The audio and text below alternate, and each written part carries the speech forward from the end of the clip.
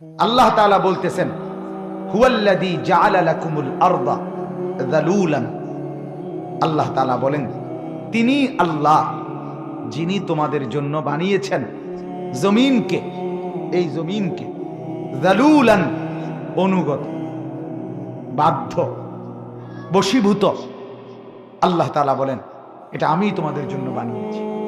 আমার বান্দা, তোমরা ভাবো, এই জমিনের দিকে তাকাও, প্রতিদিন একবার ভাবো, এই জমিন, এই মাটি আমি রব্বুল আলামিন তোমাদের জন্য বানিয়ে কি পরিমাণ তোমাদের অনুগত বানিয়ে দিয়েছি। তোমার জিন্দেগির চলাফেরা, তোমার জিন্দেগির দিবস রাত, হাসি কান্না, আনন্দ বেদনা, আহার নিদ্রার সবকিছু এই জমিনকে কেন্দ্র করে গড়ে উঠছে। তোমার জীবনের যত রিজিকের বক্ষণ সব এই জমিন থেকে উৎপন্ন হচ্ছে। তোমার জীবনের যত ঘর, বসত, বাসস্থান এই জমিনের মধ্যেই গড়ে উঠছে। তাহলে এই জমিনকে আমি আল্লাহ তাআলা, আমি তোমাদের বসবাসের উপযোগী, তোমাদের অনুগত আমি বানাই। ফলে তোমরা একে তো জমিনে চলাচলও করছো, দুই, এই জমিন থেকে ফল ফসল উৎপন্ন করে তোমাদের রিজিক আসছে। এই জমিনের মধ্যে ঘর দুয়ার করে তোমাদের বাসস্থানের প্রয়োজন পূরণ হচ্ছে। এই ছাড়াও আমার এই জমিনে ঘুরছো ফিরছো। আল্লাহ তাআলা বলেন, এটা আমি করে দিয়েছি। কে করে দিয়েছে বলেন? তাফসীরের মধ্যে লিখছে, আল্লাহ তাআলা যদি এই জমিনকে তরল পানির মতো বানাইতেন, তাহলে কি আমরা চলতে পারতাম? ডুবেই যাইতাম। আল্লাহ তাআলা যদি এই জমিনকে কাদার মতো, কাদা এটার মতো বানাইতেন, তাইলে কি আমরা চলতে পারতাম? আমরা তো পিছলা খাইয়া পড়ে যেতাম। এই জমিন যদি পাথরের মতো, লোহার মতো শক্ত হইতো, তাইলে আমরা আমাদের গাছপালা, বৃক্ষ, তরুলতা, ফল ফসল এগুলো উৎপন্ন করতে পারতাম? আমাদের গাছ, আমাদের ঘর দুয়ার এগুলো গাঁথতে পারতাম আমরা খুঁটি? না। আল্লাহ তাআলা যদি এই জমিনকে পানির উপরে ভাসমান, এই মাটি, এটা যদি আল্লাহ তাআলা, মাটি তো দিছে ঠিক আছে, কিন্তু এটা পাও দিলে নড়ে চড়ে পানির কারণে, এমন যদি হইতো, তাহলে আমরা স্থির হয়ে দাঁড়াইতে পারতাম? আল্লাহ তাআলা বলেন, সর্বরকমে বান্দা তোমার উপযোগী করে তুমি যাতে থাকতে পারো, তুমি যাতে হাঁটতে পারো, তুমি যাতে ঘর বানাইতে পারো, তুমি যাতে ফসল উৎপন্ন করতে পারো, তুমি যাতে ফল মূল গাছপালা সব ব্যবস্থাপনা করতে পারো, এমন একটা সুশৃঙ্খল উপযোগী অনুগত করে আমি আল্লাহ তোমার জন্য জমিন বানিয়ে দিয়েছি। এটা আমি করেছি। কে করেছে বলেন? আলাম নাজআলিল আরদা মিহাদা। কোরআনে আল্লাহ বলে, জানো তুমি বান্দা, আমি কি তোমার জন্য এই জমিনকে বিছানা বানায় দেই নাই? আল্লাহ জানতে চাচ্ছে, উত্তর দেন। দিয়েছে? আল্লাহ তাআলা বলেন, ওয়া ইলাল আরদি কাইফা সুতিহাত। আবার বান্দা, আমার জমিনের দিকে দেখো, আমি কিভাবে তা তোমার জন্য বিছায়া দিছি। তাহলে এই জমিনকে আল্লাহ তাআলা বলেন, আমি তোমাদের অনুগত বানায় দিছি। একদম বাধ্য, একদম বাধ্য। নিয়ম হলো, আরবিতে আরবরা বলে, যেই প্রাণী, ঘোড়া, গাধা, উট, যেই প্রাণী নিজের ঘাড়, নিজের কাঁধ, নিজের কোমর, নিজের পিঠ সবটাই তার মনিবের, মানে যিনি চড়বে তার জন্য অনুগত করে দেয়, তো আরবরা ওই প্রাণীটাকে বলা হয় যালুল, যে এটা একেবারে বাধ্য, একেবারেই অনুগত, কোনো রকমের এটা ডিস্টার্ব করে না, কষ্ট দেয় না, এটাকে বলে যালুল। তো এখানে আল্লাহ তাআলা বলছে, এই শব্দটা, এই জমিনকে আমি আল্লাহ তাআলা তোমাদের ব্যবহার, তোমাদের চলাচল, তোমাদের বসত, তোমাদের খাদ্য ফসল সব কিছুর জন্য এক কথায় তোমাদের অনুগত করে দিয়েছি। কখনোই এই জমিন তোমাদের সাথে কোনো রকম অন্যভাবে তোমাদের কোনো কাজকে, তোমাদের কোনো কর্মকে, কোনো কিছুকে জমিন নিজের থেকে প্রত্যাখ্যান করে না, বরং সে পুরাপুরি তোমাদের অনুগত ব্যবহারে, এটা আল্লাহ বলেন আমি তাকে করে দিয়েছি। কে করে দিয়েছে? এরপরে দেখেন, এবার আল্লাহ তাআলা বলেন, ফামশু ফি মানাকিবিহা। আমার বান্দা শোনো, যেহেতু জমিন আমি তোমার উপযোগী করেছি, আমি করে দিয়েছি অনুগত, অতএব আমার জমিনের বুকে, আমার জমিনের কাঁধে, আমার জমিনের পিঠে তুমি চলো। ফামশু, তুমি হাঁটো। তুমি চলাচল করো, গাড়ি দিয়ে পারো, বিমান দিয়ে পারো, তুমি নৌপথে পারো, পায়ে হেঁটে পারো, এই প্রান্ত থেকে ওই প্রান্ত তুমি চলতে থাকো, আমি আল্লাহ তাআলা তোমার চলাচলের উপযোগী বানায় দিস। অকুলু মির রিজকি, আল্লাহ তাআলা এরপরে বলেন, এবং এই জমিন থেকে আমার রিজিক আছে, আমার সেই রিজিক তুমি ভক্ষণ করো। তাইলে তিনটা কথা বলছে দেখেন। এক, জমিন আমি তোমাদের অনুগত বানিয়েছি। কে বানিয়েছে? দুই, আমার জমিনে তোমরা নির্দ্বিধায় চলাচল করো। তিন, আমার জমিনের উৎপন্ন রিজিক তোমরা ভক্ষণ করো। কিন্তু একটা কথা শুধু আল্লাহ বলছে এরপরে, আমার বান্দা, আমার জমিনে তুমি হাঁটো, আমার জমিনে তুমি ঘর বানাও, আমার জমিনে তুমি বসত গড়ো, আমার জমিনে তুমি ফসল ফলাও, আমার জমিনে তুমি গাছ লাগাও, আমার জমিনে তুমি যানবাহন চালাও, আমার জমিনে তুমি উৎপাদন করো, উপার্জন করো, যাই করো, কোনো সমস্যা নাই, আমি মানা করছি না, আমি তোমার জন্যই দিছি। শুধু একটা কথা মনে রাখো, ওয়া ইলাইহিন নুশুর, তোমাকে আমি আল্লাহর কাছে ফিরে আসতে, হাঁটতে গিয়ে, চলতে গিয়ে, বসতে গিয়ে, উঠতে গিয়ে, খাইতে গিয়ে, ঘর করতে গিয়ে, বসত করতে গিয়ে, উপার্জন করতে গিয়ে, ফল ফলাইতে গিয়ে, ফসল ফলাইতে গিয়ে, আমার জমিন ভোগ করতে গিয়ে, শুধু এটা মনে রাখো, এখানেই তুমি শেষ। নিজের লাভ লোকসান, আয় ব্যয়, হিসাব নিকাশ এই দুনিয়ার মধ্যেই গোলাইয়া ফেললো না, এখানেই শেষ করে লাইও না হিসাব কিতাব, বরং এটা মনে রাখো, হিসাবের মধ্যে এটাও রাখো যে তোমাকে আমার কাছে আসতে হবে।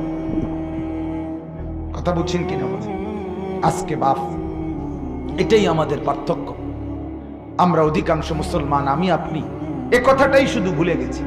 মালিকের এই বিস্তীর্ণ জমিন আমরা ভোগ করছি, ব্যবহার করছি, অগণিত রিজিক আমরা উপভোগ করছি, কিন্তু চলতে ফিরতে, উঠতে বসতে, ঘরে পরিবারে, স্ত্রী ছেলে মেয়ে, সংসার, দোকান ব্যবসা, আয় রোজগার, ক্ষেত খামার, যেখানে যা করছি আমরা শুধু সব করছি বুদ্ধি খাটাইয়া, বিবেক খাটাইয়া, কথাবার্তা বলে, ফন্দি ফিকির করে, কিন্তু শুধু একটা কথা আমাদের মনে থাকে না যে আমাকে আল্লাহর কাছে যেতে হবে। যদি আল্লাহর কাছে আমাকে যেতে হবে, এই হিসাবটাও যদি আমার হিসাবের মধ্যে থাকতো, তো আল্লাহর কসম আমার দ্বারা, আমার বিবি বাচ্চার দ্বারা নাফরমানি হতো না। আমি বেনামাজি থাকতাম না, আমি হারাম উপার্জন করতাম না, আমি সুদ খাইতাম না, আমি মিথ্যা বলতাম না, আমার যুবক ভাই বেহায়া বেপরদেগি করতো না, অশ্লীলতার ছবি দিয়ে জমিনের মধ্যে ব্যস্ত থাকতো না, উলঙ্গ ছবি নিয়ে সারা রাত পড়ে থাকতো না, নর্তকীর নাচ নিয়ে সারা রাত পড়ে থাকতো না, আমার মার বোনেরা বেপর্দা বাজারে হাঁটতো না, রঙিন টেলিভিশনে নাচ গান দেখতো না।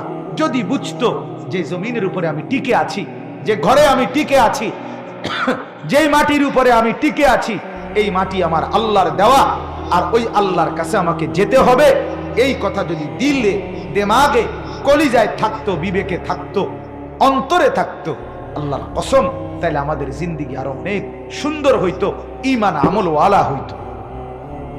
আমরা সব মনে আছে আমাদের, আমরা সব চিনি, সব বুঝি, সব কিছু খেয়াল করি, শুধু এটা ভুলে যাই যে আমাদেরকে আল্লাহর কাছে ফিরে যেতে হবে।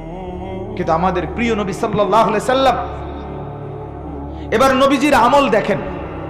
আল্লাহর নবী সাল্লাল্লাহু আলাইহি সাল্লাম, হাদিসে আছে, নবীজি যখন ঘুম থেকে উঠতেন তখন নবীজি দোয়া পড়তেন, আলহামদুলিল্লাহিল্লাযী আহইয়ানা বাদা মা আমাতানা ওয়া ইলাইহিন নুশুর। এই কথাটাই বলতেন, আল্লাহ, আমি তো ঘুমের মাধ্যমে মরেই গেছিলাম, আপনি আমাকে হায়াত দিয়ে আবার জাগিয়ে দিলেন, আমার চোখ তো বন্ধ ছিল, আপনি চোখ মেলে দিলেন, তবে মাওলা, এই যে একবার চোখ বন্ধ হয়, আবার আপনি চোখ খুলে দেন, এই করতে করতে আমি জানি ওয়া ইলাইহিন নুশুর, একদিন সত্যি সত্যি আপনি আমাকে আপনার কাছেই ফিরে যেতে হবে। নবীজি এটা ভাবতেন, প্রত্যেকটা কথায় তিনি নিজের আখিরাত, নিজের ইসলাম, নিজের আল্লাহর সাথে সম্পর্ক এটার সাথে মিলাইতেন, এটা মনে রাখতেন। যেমন দোয়া শুনেন, নবীজি খাবার খাইছেন, আমাদের খাবারের পরের আচরণ কি? খাবারের পরের আচরণ হইল মাশাআল্লাহ, বালা হয়েছে, খানাটা বালা হয়েছে, আর দিটা একটু কম হইলে ভালো হইতো, ঝোলটা একটু বাড়াইয়া দিলে ভালো হইতো, নুন হইছে তবে একটু খেয়াল করে দিলে ভালো। এই হইলো আমাদের মন্তব্য। কিন্তু আল্লাহর নবী সাল্লাল্লাহু আলাইহি সাল্লাম হাদিসের মধ্যে আছে, খাবার শেষে তিনি দোয়া করতেন, আলহামদুলিল্লাহিল্লাযী আত'আমানা ওয়া সাকানা। আল্লাহ আপনার প্রশংসা, আপনি খাওয়াইছেন, আপনি পান করাইছেন। শুধু খাওয়াইছেন আর পান করাইছেন দেখেন, এটাই না, ওয়া জাআলানা মিনাল মুসলিমিন, আমারে মুসলমানদের অন্তর্ভুক্ত বানাইছে। এই যে ফিকির, খানার সাথেও মনে রাখছে আমি মুসলমান, খানার সাথেও মনে রাখছে আমি আল্লাহর বান্দা, এটা খেয়াল রাখছে। নবীজি বাথরুমে ঢুকছে তো কি বলছে, কি বলছে? বিসমিল্লাহ আল্লাহুম্মা ইন্নী আউযু বিকা মিনাল খুবুসি ওয়াল খাবাইস। আল্লাহ আপনার নামে, আপনার নামে আপনার কাছে পানাহ চাচ্ছি সমস্ত দুষ্ট মন্দ জিন শয়তানের অনিষ্ট থেকে।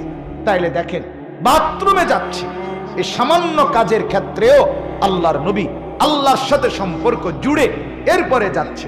মাওলা, আমি আপনাকে ভুলি নাই, ঘুমানোর আগেও ভুলি নাই, ঘুম থেকে উঠেও ভুলি নাই, খাওয়ার আগেও ভুলি নাই, খাওয়ার পরেও ভুলি নাই, পান করার আগেও ভুলি নাই, পান করার শেষেও ভুলি নাই।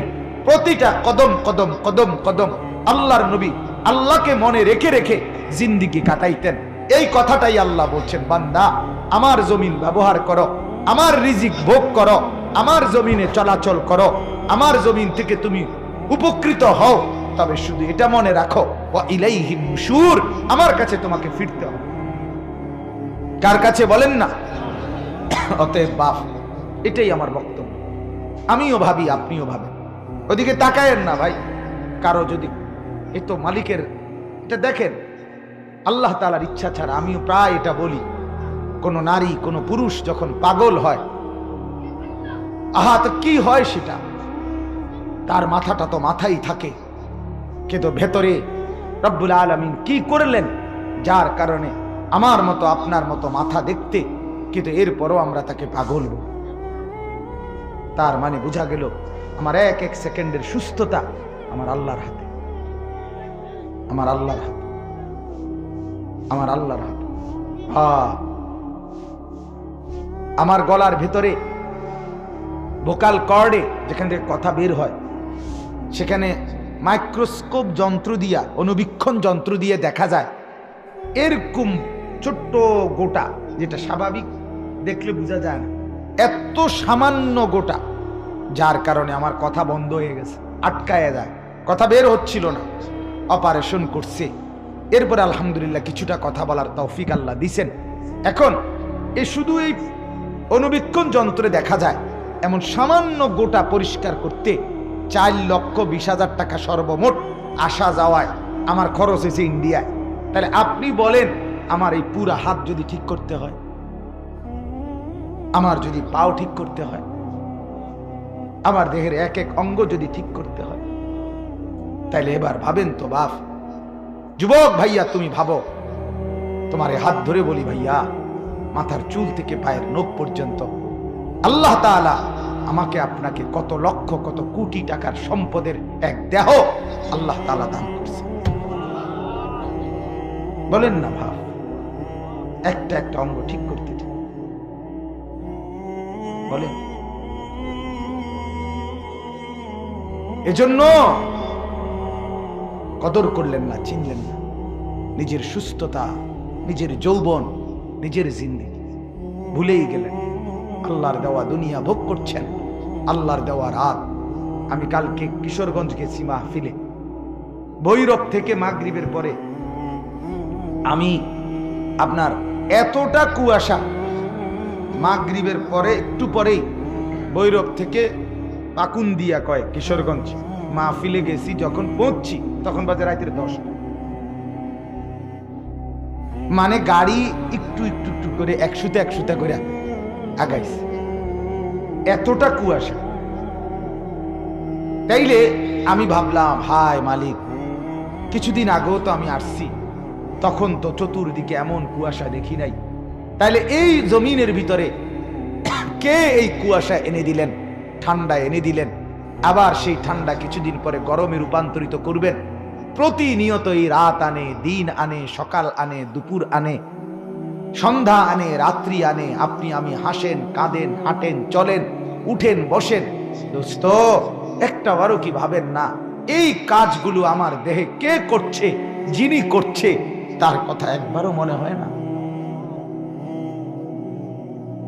কি ভাইয়া, আজকের দিনে যতবার হাত উঠাইলেন, পা উঠাইলেন, হাত নাড়াইলেন, চোখের পলক ফেললেন, কানের আওয়াজ ব্যবহার করলেন, জবানের কথা ব্যবহার করলেন, মোবাইলে যতবার ছবি দেখলেন, নাচ দেখলেন, উলঙ্গ দৃশ্য দেখলেন, বা যাই দেখলেন, এই চোখ, এই কান, এই হাত, এই পাও যিনি দিলেন, যিনি শুধু দিছেন না বরং ব্যবহারের উপযোগী করছেন, তাকে একটা সেজদা দিতে মনে হইল না?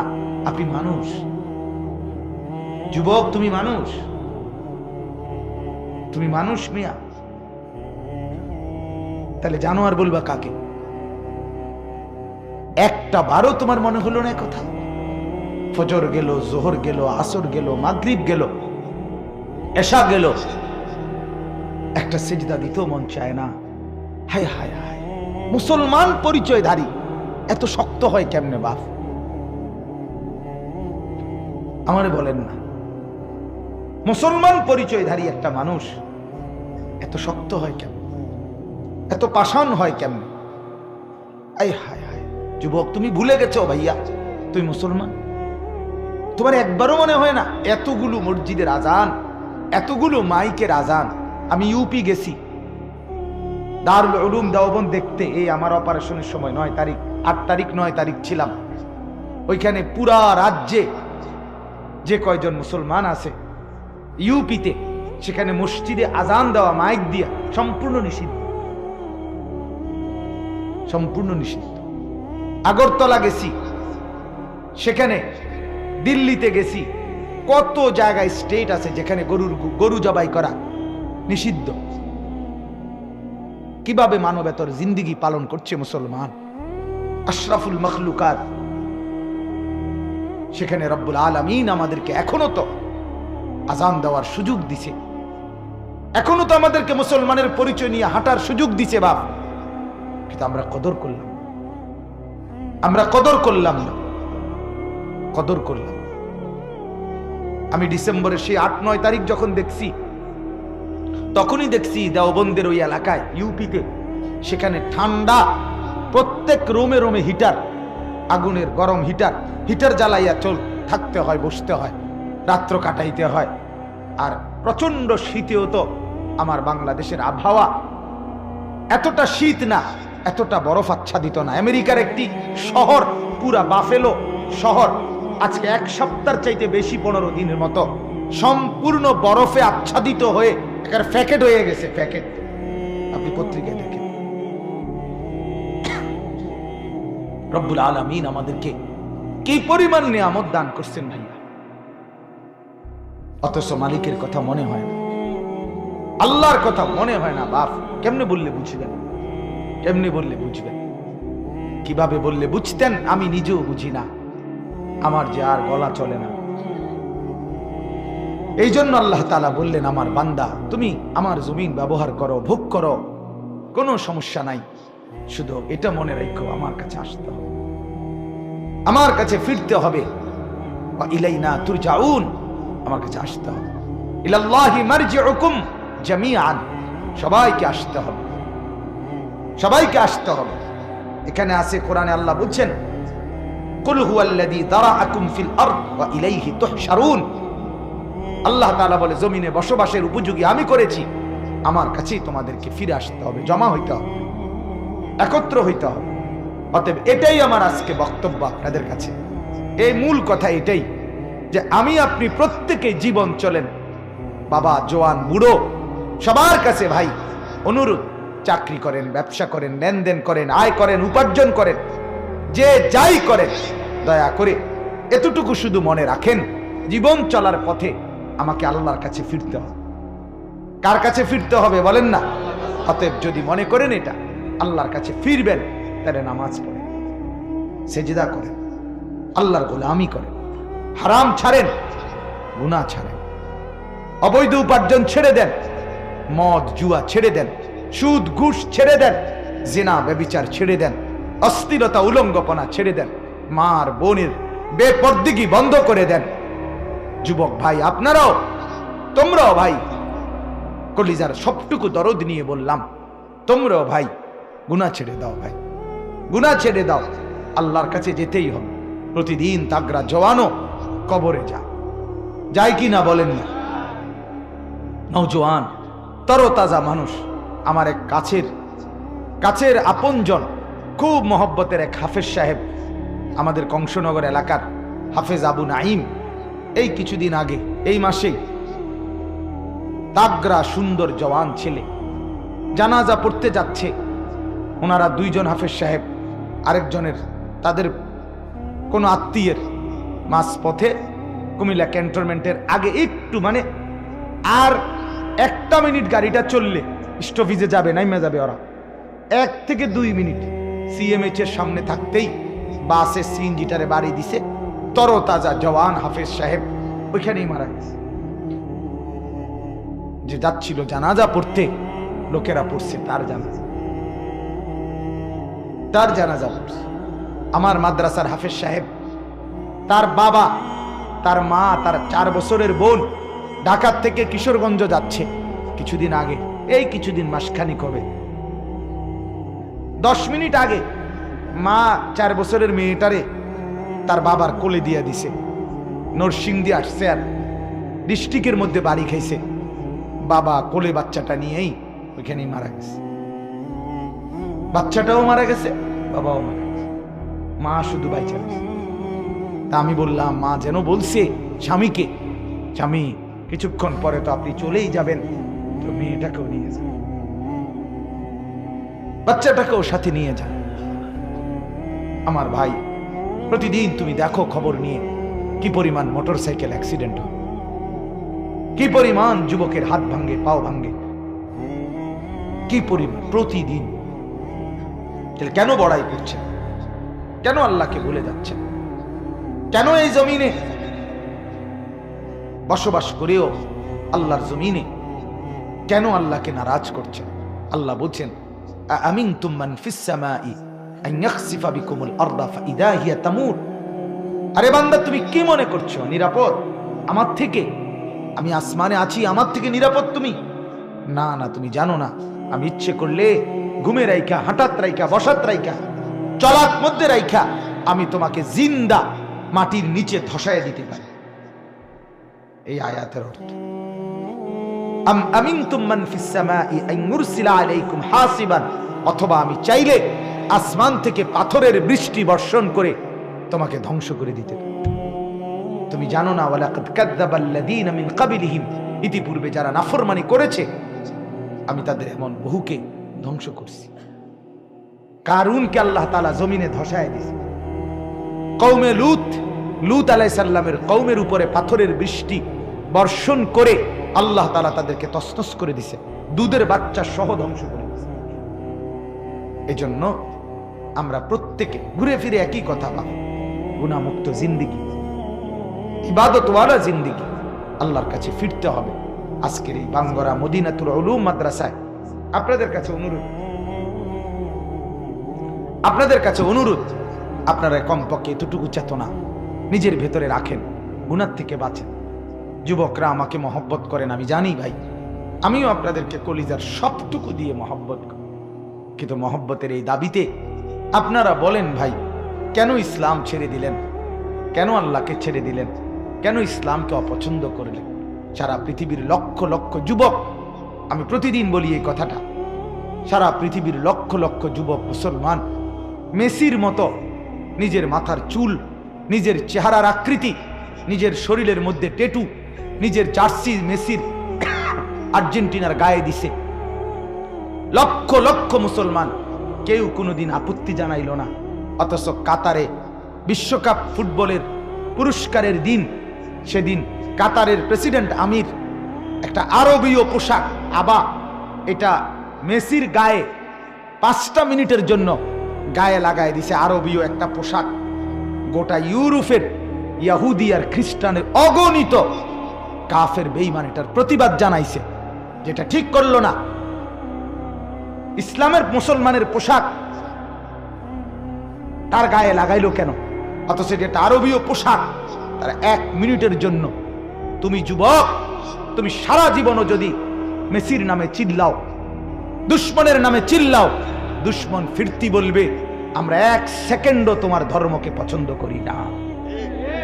1 সেকেন্ড না, 1 সেকেন্ড, 1 মিনিট আমরা সহ্য করি। 30 বছর যে ভাই দাড়ি কাইটা দুশ্মনকে খুশি করলেন, 30 বছর পরে দুশ্মনকে একবার বলেন না, আমি তো 30 বছর তোমার মতো সেজেছি, তুমি একবার 5টা মিনিট আমার মাথার টুপি মুসলমানের এটা তুমি মাথায় দাও। কোন ইহুদি খ্রিস্টান জবাবে বলবে তুমি বেকুব হইতে পারো, আমি তোমার মতো বেকুব না। বেকুব